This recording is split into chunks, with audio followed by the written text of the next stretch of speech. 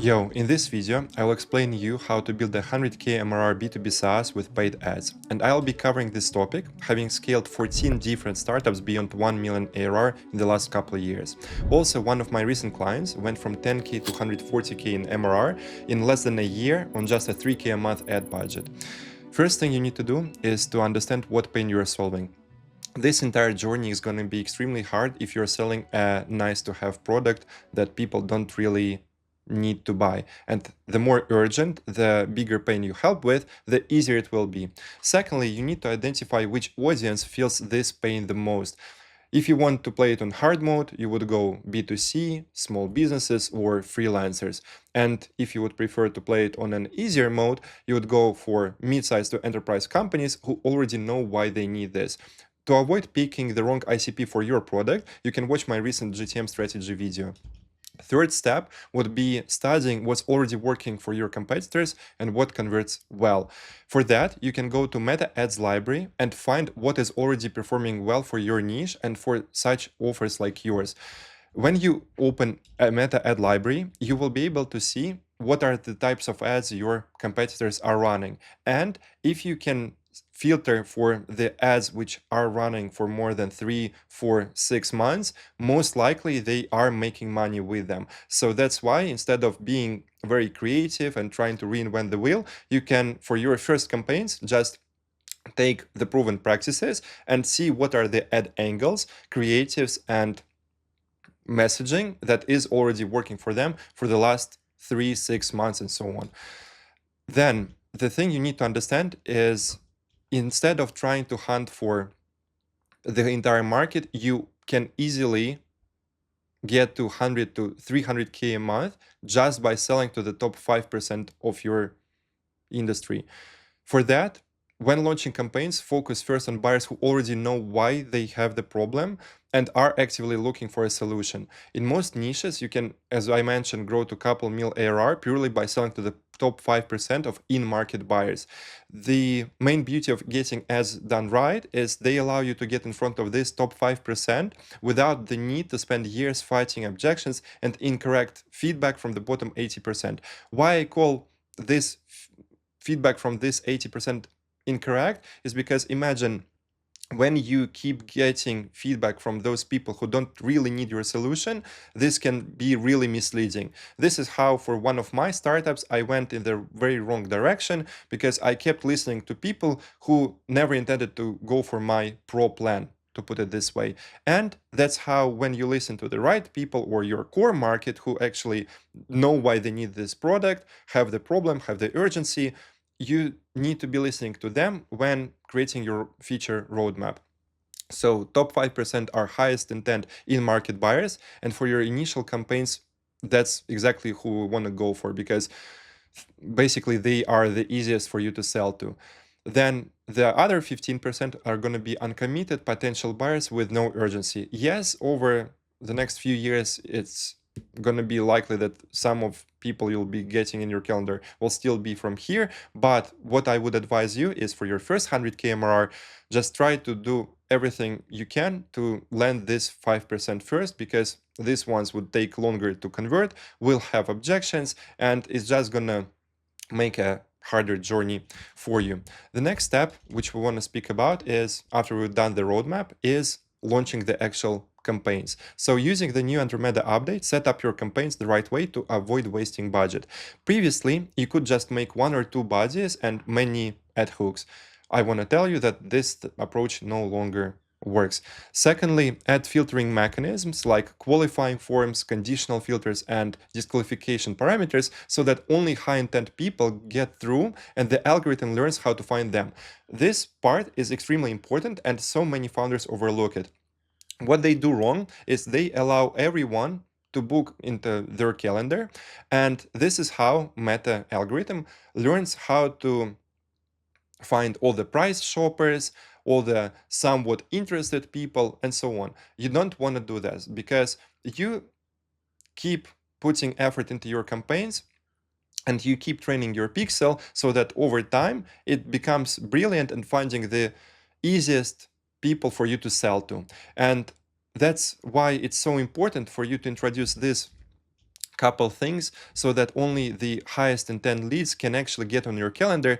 This way, Meta is going to be learning how to get more of them. And all this is going to make your scaling so much easier. And if you want me to guide you through how to do it right, just go to saascamp.com and apply for my advisory so I can assist you on this. Next, your first campaign is going to be the message market fit campaign to find winning angle that brings you ready to buy prospects.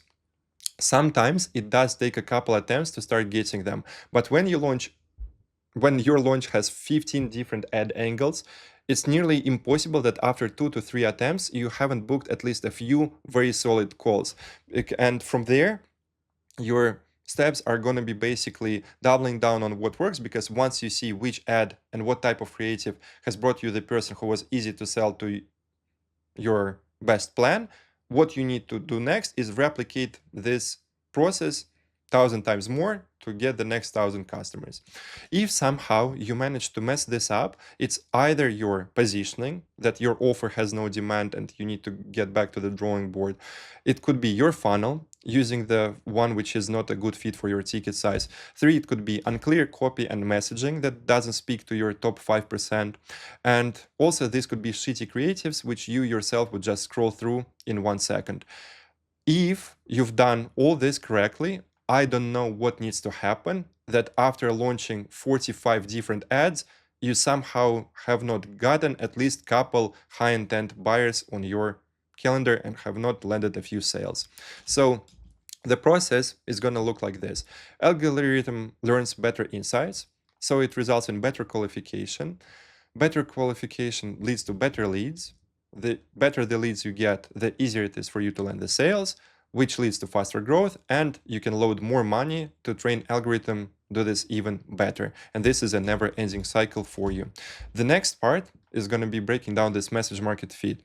Once the MMF campaign shows you which angle works best, you create a scaling campaign with multiple variations of those winners. So imagine how we first launched this campaign with 15 different ad angles, and let's say we saw that 2 to 3 of them performed best and brought us the best calls. What we want to do next is the scaling campaign, where this time we're gonna leverage these winners and make more variations around them. Most often this gets us much cheaper cost per call, because this is when you're only going to be now spending money on things which work and you are now officially past your initial testing period. Couple screenshots on the right, how I've done this with a few of my clients, getting them from blank calendars to 15 and like 20 calls booked here. At this stage, you'll have a consistent flow of demos, so you bring in an account executive to close deals. I think until this moment, it was pretty fine for you to do it solo, but as you start consistently getting 10 to 15 to 20 meetings every single week, it's a good time frame for you to get your account executive, salesperson, etc. Using the best practices you've collected so far, you can ramp them up fast so they close deals at 20 to 25% rate. It's very important that from the start you were saving all the call recordings and putting together a knowledge base, so that whenever you hire this person, instead of them needing to learn from scratch, you'll already be able to share all the materials and practices which work, so that they can start closing deals within the first week or 2. Since you're only letting high intent leads in, you'll need fewer reps and can often hit 30 to 40% close rates with fast sales velocity. Keep in mind, the core foundation of this approach is that you don't let shitty leads on your calendar. That's how algorithm learns how to get better people. You have fewer people on your calendar, but these are easier to sell to.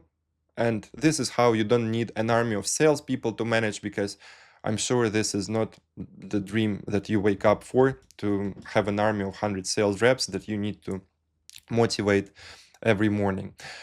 Next one, this is when you do the full CRO audit of your funnel.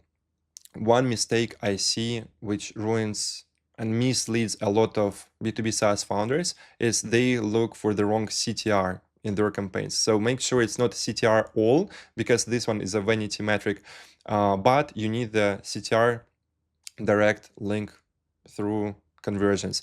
Fix bottlenecks here so you can scale ad spend efficiently. Few other things you look at during your CRO audit would be CPM, booking rates, show-up rates, close rates, deal cycle length, and few more. Cool. Next part is going to be the scaling side. Here, you increase your spend, add new ad variations as the first ones start to die out. And since your main offer, message, and creative format are already validated, this is when your meta pixel becomes a very powerful asset. And usually this is when you start turning $1 into 3 to 5, especially if you consider your whole lifetime value. After you've done the CRO audit, your conversions are on point and you see how you're turning $1 into 3 with your model. This is when you hire one more sales rep and customer support person to handle this more new demand. You need to have a wide hiring funnel so you can pick the best. And I have hired over 50 people in the last few years. And the thing which I learned is I've become a fan of introducing mini paid projects before collaborating for a long period of time, because this way you can, instead of just listening to all the BS at the interviews and looking how sexy their CV looks, you can get to work with a person for, let's say, a day, 2 or 5, to understand what it is really like working with them on a paid basis.